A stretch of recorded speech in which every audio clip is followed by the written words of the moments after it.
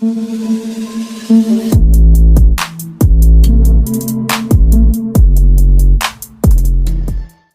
दोस्तों, तो कैसे हैं आप लोग। स्वागत है एक बार फिर से मेरे चैनल पे ऋषभ सिंह एजुकेशन टेक पे। बड़े दिन के बाद आप लोग का स्वागत करता हूँ। मैंने एक लंबे से ब्रेक के बाद ये वीडियो मैं नया वीडियो लेके आया हूँ। और आज का जो हमारा टॉपिक है वो काफ़ी बोर्ड का बहुत ही इम्पोर्टेंट टॉपिक है। एनसीईआरटी व्यू और मेडिकल के एंट्रेंस के एग्ज़ाम के हिसाब से भी वो बहुत ही इम्पोर्टेंट टॉपिक है। तो वो क्या है, female reproductive system. Female reproductive system.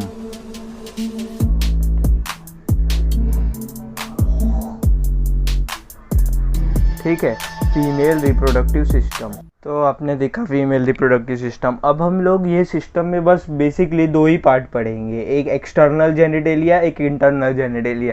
तो एक्सटर्नल जेनिटेलिया जो मतलब जो बाहर से फीमेल रिप्रोडक्टिव सिस्टम में आता है वो होगा, उसके बारे में हम लोग ज़्यादा डीप में नहीं पढ़ेंगे। जो इंटरनल जेनिटेलिया है उसके बारे में मैं बताऊँगा, कैसे ओवम रिलीज़ होता है, कैसे ओवम फॉर्म होता है और कितना ओवम रिलीज़ होता है, कैसे रिलीज़ होता है, कहाँ इम्प्लांटेशन होता है, कहाँ ब्लास्टूला का फॉर्मेशन होता है, वो डेवलपमेंट कैसे होता है वो। तो चलिए शुरू करते हैं वीडियो को।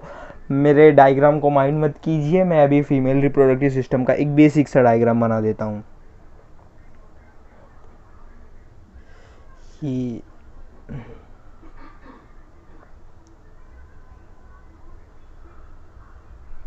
मेरी डायग्राम थोड़ी ख़राब है।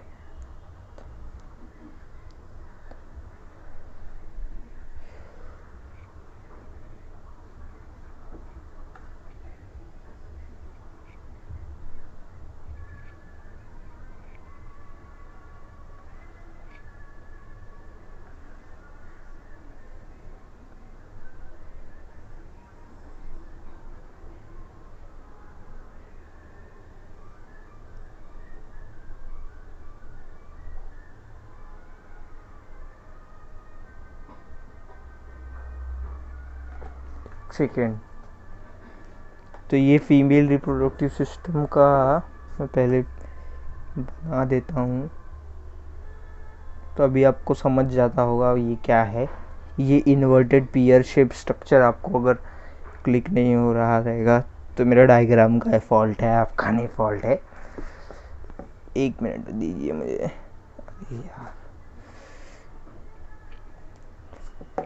मैं सोचा था इसे पीपीटी फॉर्मेट में पढ़ाऊँगा, बट फिर मैं बोला जितना ड्राइंग से समझ में आता है उतना पीपीटी फॉर्मेट से नहीं समझ में आता है, इसलिए मैंने ये फॉर्मेट में सिखाने का सोचा आप लोगों को। लगभग है, स्ट्रक्चर आपको समझ जाना चाहिए, नहीं समझेगा तो माफ़ कीजिए।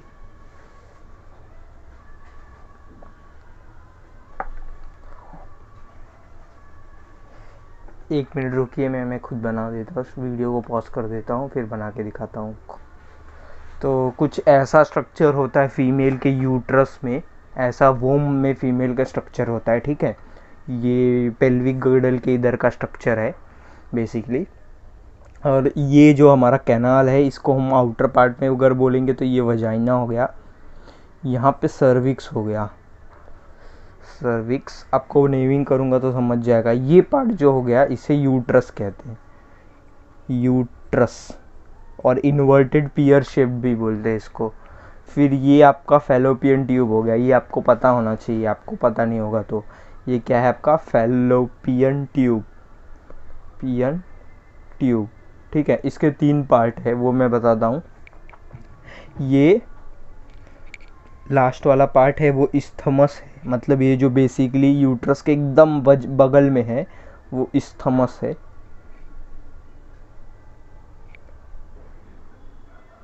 इस्थमस, ठीक है। ये जो उसके बाद में पार्ट है ये वाला, यहाँ वाला मैं यहाँ नेमिंग कर देता हूँ वो वाला, ये एम्प्यूला हो गया, इसे एम्प्यूला कहते हैं, एम्प्यूला। और यहाँ कुछ समझ लीजिए इसका जंक्शन है, तो इसका जंक्शन बहुत इंपॉर्टेंट है। जो एग रिलीज़ होएगा वो यहाँ एम्प्यूला के जंक्शन में मिलेगा। ठीक है, और ये आपका इनफंडिब्यूलम हो गया, इनफंडिब्यूलम। ठीक है। ये उसके फिंगर लाइक प्रोजेक्शन हो गया जिसे हम फिम्ब्रे बोलते हैं। क्या बोलते हैं? फिम्ब्रिए। ठीक है, तो यही नेमिंग हो गया। ये आपका हो गया एग, एग नहीं, सॉरी, ये ओवरी है, ओवरी। इसमें से एग आपका रिलीज होगा। क्या? ओवरी। एक मिनट, इसकी नेमिंग यहाँ ज़्यादा हो गई तो मैं उस साइड में कर देता हूँ। ये आपका हो गया ओवरी, और ये आपका ओवरी आपके पेल्विक गर्डल से मीटिंग है ये लिगामेंट्स से। क्या? लिगामेंट्स, लिगामेंट्स इसको ज्वाइन करता है। तो जब फीमेल फर्टाइल एज आ जाता है 10 to 12 ईयर्स, जब फीमेल 10 to 12 ईयर्स की हो जाती है, जब वो पैदा होती है तभी उसके अंदर सारे एग्स आ जाते हैं। ठीक है, उसके बाद लाइफ टाइम में उसके पास कभी भी एग्स नहीं होते। तो ईच ओवरी, मैं यहाँ पॉइंट में लिख देता हूँ हैशटैग करके, ईच ओवरी हैज़ 60 to 80,000, कितना? 60 to 80,000 eggs eight embryological stage.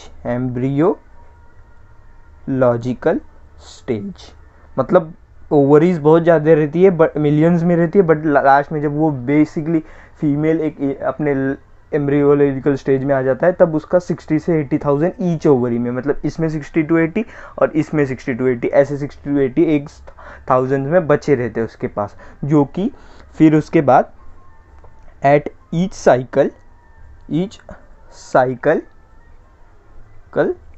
The ovum are released alternatively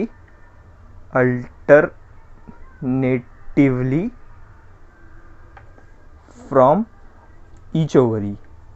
मतलब ओवरी, अगर ये मेरा पहला साइकिल है तो यहाँ से एक एग निकला इस मंथ में, तो नेक्स्ट मंथ में ये, मतलब अल्टरनेट बेसिकली कितने डेज है? मेंस्ट्रुएशन मतलब रिलीज ऑफ ओवरी, मेंस्ट्रुएशन मतलब रिलीज ऑफ ओवरी नहीं होता है। मेंस्ट्रुएशन मतलब बेसिकली बोलते हैं जब ओवरी रिलीज हो जाती है और यहाँ पे तो ब्लड वेसल्स फॉर्म हो जाते हैं, म्यूकस और ये इसका जमा हो जाता है, और यहाँ की जो इनर लाइनिंग होती है, जो इस लाइनिंग, ये 3 लेयर्स है लाइनिंग, पेरीमेट्रियम, उसके बीच में मायोमेट्रियम, और सबसे अंदर वो एंडोमेट्रियम आ जाता है। वो एंडोमेट्रियम जब आपका ओवरी यहाँ रिलीज होके यहाँ पहुँचता है, वो आगे आपको समझेगा। अगर जब फर्टिलाइज नहीं होता तो वो रिलीज ऑफ ब्लड होता है और म्यूकस होता है, उसको मेंस्ट्रुएशन बोलते हैं। तो मेंस्ट्रुएशन कब होता है? After 28 days. ऐसे सब में फिक्स नहीं है 28 डेज, बट बेसिकली 28 डेज में होता है मेंस्ट्रुएशन। ठीक है, तो उसके हिसाब से ही 28 डेज के बाद ईच ओवरी रिलीज होती है बेसिकली फीमेल्स में। तो ये एवरेज ड्यूरेशन है और ये बेसिक सा आइडिया है। अब मैं आपको ट्रांसफर सेक्शन ऑफ ओवरी भी दिखाऊंगा और उसके बाद बताऊंगा कैसे रिलीज होता है, क्या रिलीज होता है। बट मैं एक शॉर्ट सा बेसिक सा आइडिया इसी डायग्राम से दे देता हूँ। जैसे इस मंथ इस ओवरी ने एक एग रिलीज़ किया, तो ये एग ऐसे रिलीज़ होगा, यहाँ पे फिम्ब्रियस के पास आएगा। ये फिम्ब्रियस इन्फंडिब्यूलम से लेके ये ओवरी को यहाँ ट्रांसफ़र करेंगे एम्प्यूला से ये इस्थमस, एम्प्यूलरी इस्थमस जो जंक्शन होगा, जो इन दोनों का मीटिंग होगा एम्प्यूला इस्थमस का, यहाँ पे आके ये ओवरी रुका रहेगा।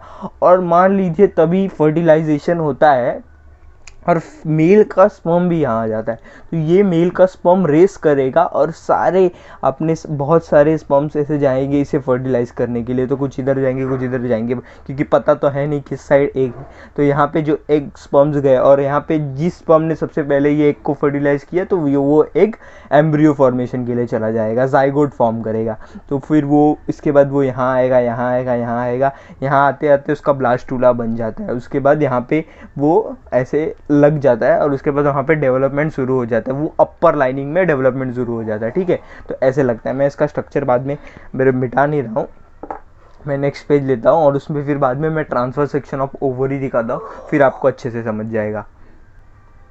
चलिए, तो ट्रांसफर सेक्शन ऑफ ओवरी में ड्रॉ कर देता हूँ, जिसको आपने पीछे देखा है TS ऑफ ओवरी। ठीक है, ट्रांसफर सेक्शन ऑफ ओवरी, तो ये मैं बेसिकली बना देता हूँ।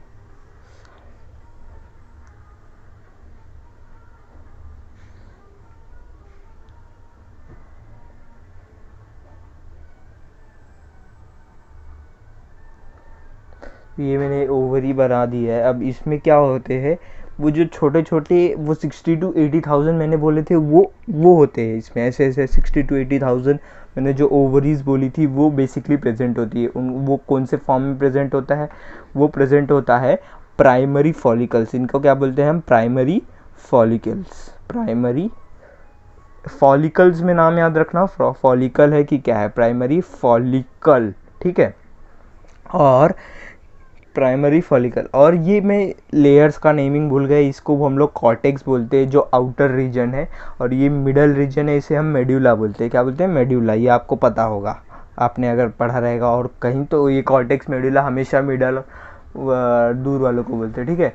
तो ये एक सेकेंड दीजिए, ठीक है। तो ये प्राइमरी फॉलिकल्स हो गए, ठीक है। अब ये प्राइमरी फॉलिकल्स डेवलपमेंट के लिए जाते हैं। तो ये डेवलपमेंट प्राइमरी फॉलिकल्स का ऐसा होता है कि ये फॉलिकल्स तो ऐसे रहते ही है, इसके बाजू में ये लेयर्स भी फॉर्म होते हैं। ये ऐसे कुछ लेयर्स फॉर्म हो जाते हैं, ऐसे 2-3 ऐसे मैं फॉलिकल्स ले लेता हूँ। बेसिकली ये जब एग्स रिलीज़ होने वाले थे तो ऐसे फॉलिकल्स फॉर्म हो जाते हैं। तो ऐसे फॉलिकल्स हो गए, ये प्राइमरी फॉलिकल्स हो गए, ठीक है। अब ये लेयर्स अगर डेवलपमेंट हो जाए, ये लेयर्स का डेवलपमेंट हो जाए तो वो सेकेंडरी फॉलिकल हो जाएगा। और ये प्राइमरी oocyte होता है। ये फॉलिकल मतलब ये लेयर का नाम है, ये बेसिकली प्राइमरी oocyte है। सॉरी, मैंने गलती से फॉलिकल लिख दिया है, तो ये प्राइमरी फॉलिकल नहीं होता है, ये प्राइमरी oocyte होता है। पहला ये हमारा प्राइमरी oocyte है, oocyte, ठीक है। और इसके बाद ये जो हमारा लेयर्स जो फॉर्म हुए हैं नए नए, ये इसको हम प्राइमरी फॉलिकल्स बोलते हैं, ठीक है। जब इसका डेवलपमेंट होता है लेवल 2 में जब जाता है ये, तो इनसाइड इसके बाहर एक और लेयर आ जाती है।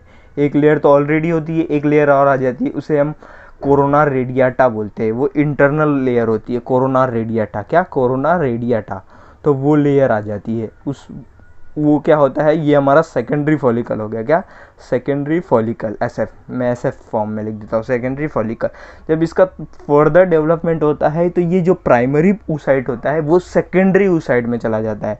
ये हमारा, अब मैं इधर लिख देता हूँ, डायग्राम थोड़ा ठीक नहीं है बट ठीक है, जाने दीजिए, 1 मिनट दीजिए, मैं थोड़ा कुछ बड़ा ही कर देता हूँ उसको, समझना चाहिए आप लोगों को। तो ये कुछ बड़ा कर दिया मैंने इसे, ठीक है। और अब ये जब फर्दर डेवलपमेंट में गया सेकेंडरी फॉलिकल, तो ये क्या बनाया हमारा, अभी भी यहाँ पे सेकेंडरी फॉलिकल के स्टेज में oocyte हमारा प्राइमरी है। मतलब ये जो अंदर का oocyte जो एग है बेसिकली वो प्राइमरी है, बट लेयर जो उसके आजू बाजू है वो 2 लेयर्स हो गए, तो वो सेकेंडरी फॉलिकल हो गया। अब ये और डेवलपमेंट में जाता है, तो इसके आगे आगे ये कुछ ऐसा स्ट्रक्चर फॉर्म कर लेता है। यहाँ पे तो corona radiata cells already present है यहाँ पे अंदर, ठीक है। ओवम के ऑलरेडी अंदर, मैं इसका फोटो भी आपको दे दूंगा, देख लेना, उसमें ऑलरेडी प्रेजेंट है। और इसके साथ ही यहाँ पे एक लेयर और एक्स्ट्रा आ जाती है, तो ये टर्शरी फॉलिकल हो जाता है। और ये जो अंदर का सेल होता है ना, ये जो हमारा बेसिकली मेन सेल होता है, वो सेकेंडरी oocyte हो जाता है। ये हमारा सेकेंडरी oocyte हो जाता है। oocyte हमारा सेकेंडरी और फॉलिकल हमारा टर्शरी, इसमें कंफ्यूज नहीं होना। और ये जो हमारा जो यहाँ पे फ्लूइड के लिए जो जगह मिलता है, जो हमारा स्पेस हो जाता है, इसे हम एंट्रम बोलते हैं। क्या बोलते हैं, एंट्रम। ये टर्शरी फॉलिकल को ही फर्दर जो ये मॉडिफाई होता है तो इसको ग्राफियन फॉलिकल भी बोलते हैं। क्या बोलते हैं, ग्राफियन फॉलिकल। मैं यहाँ लिख देता हूँ, 1 मिनट, मैं यहाँ पे लिख देता हूँ, क्या, ग्राफियन फॉलिकल। ये टर्शरी फॉलिकल जब हमारा बेसिकली डेवलप होता है तो इसे हम ग्राफियन फॉलिकल भी बोलते हैं। तो यहाँ पे जो फ्लूइड के लिए स्पेस है उसे एंट्रम बोलते हैं। क्या बोलते हैं, एंट्रम।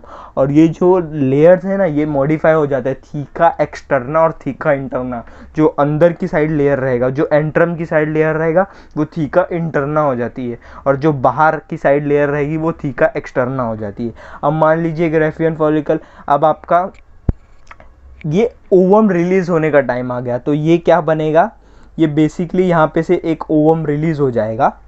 एग हमारा, मैं ग्राफियन फॉलिकल अभी नाम हटा देता हूँ। ये बेसिकली मान लीजिए ये हमारा एग रिलीज हो रहा है, ठीक है। ये हमारा एग ग्राफियन फॉलिकल से टूट के निकल गया है। ये उसके आजू बाजू कोरोना रेडिएटा सेल्स, और ये आपका एंट्रम। तो ये एंट्रम फिर फर्दर डेवलपमेंट के लिए जाता है और ये बनाता है कॉर्पस ल्यूटियम। क्या बनाता है? Corpus luteum. और ये एग ओवम रिलीज़ हो जाता है, यहाँ से निकल जाता है। वो यहाँ से निकल के कहाँ जाता है? तो ये मैं स्ट्रक्चर वापस दिखा देता हूँ। वो यहाँ से निकल के, अब यहाँ से एग निकला है, फिम्ब्रिये में जा रहा है, फिम्ब्रिये से फर्दर यहाँ पहुँच जाता है, ठीक है। उसी टाइम आपका एक और डेवलपमेंट चल रहा रहता है। ये जो कॉर्पस ल्यूटियम बना है, कॉर्पस ल्यूटियम, ये येलो कलर का होता है, ये से कॉर्पस ल्यूटियम बना है। ये एग नहीं है इसके अंदर। अब ये क्या करता है? ये प्रोजेस्टेरॉन रिलीज करता है। कौन सा हार्मोन? प्रोजेस्टेरॉन। कौन सा?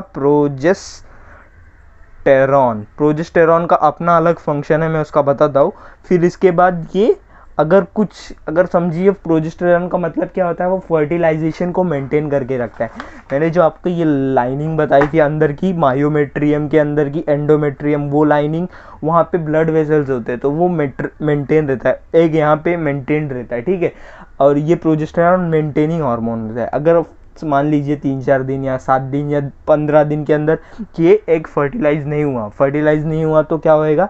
वो प्रोजेस्टेरॉन का रिलीजिंग कम हो जाएगा, और ये हमारा जो कॉर्पस ल्यूटियम है, वो फर्दर डेवलपमेंट के लिए जाएगा, कॉर्पस एल्बिकन बन जाएगा, और ये और छोटा हो जाएगा, ठीक है। तो ये छोटा छोटा होता जाएगा, ये कॉर्पस एल्बिकन बन जाएगा। कौन सा? Corpus albicans. और फिर वो फर्दर डेवलपमेंट के लिए जाएगा, और ये यहाँ पे ख़त्म हो जाएगा, यहाँ पे कुछ नहीं बचेगा, ठीक है। तो ऐसे ही है हमारा ओवरी की साइकिल। और जब तक प्रोजेस्टेरॉन, ये जब आपने देखा ना प्रोजेस्टेरॉन रिलीजिंग कम हो गया, जब प्रोजेस्टेरॉन का रिलीजिंग कम होएगा तो ये जो एग है वो पास हो जाएगा, और उसके साथ ही जो मायोमेट्रियम की लाइनिंग थी, जो अंदर की एकदम अंदर की लाइनिंग रहती है, ये जो ब्लड वेसल्स की लाइनिंग है, ये भी ब्रेक डाउन हो जाती है। ये कैसे होती है पता है?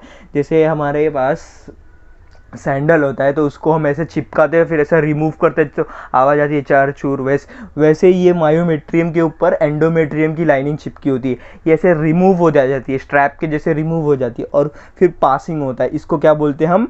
मेंस्ट्रुएशन। क्या बोलते हैं? मेंस्ट्रुएशन, ठीक है। तो क्या होता है menstruation? Release of blood and mucus along with unfertilized egg, ठीक है। यही होता है बेसिकली हमारा मेंस्ट्रुएशन। और ये मेंस्ट्रुएशन और ये जो मैंने आपने देखा रहेगा, मैंने 10 to 12 ईयर्स लिखा है, उसके पहले मेंस्ट्रुएशन क्यों नहीं होता है? तो ये पीरियड है। तो जब मेंस्ट्रुएशन स्टार्ट होता है तो इसे हम मेनार्च बोलते हैं। क्या बोलते हैं? मेनार्च। जब स्टार्टिंग होता है हमारा ओव्यूलेशन का, और जब 40 से 45 एज पे पहुंच जाती है फीमेल्स, तो उनका मेंस्ट्रुएशन स्टॉप हो जाता है। उसे क्या बोलते हैं? मीनोपॉज। फिर उसके बाद उनका मेंस्ट्रुएशन नहीं होता है, ठीक है। तो यही है ओव्यूलेशन और मेंस्ट्रुएशन। तो वीडियो अगर पसंद आया हो तो वीडियो को लाइक कीजिए, बेल आइकन दबा दीजिए प्लीज़, और चैनल को सब्सक्राइब कीजिए। चलिए बाय बाय।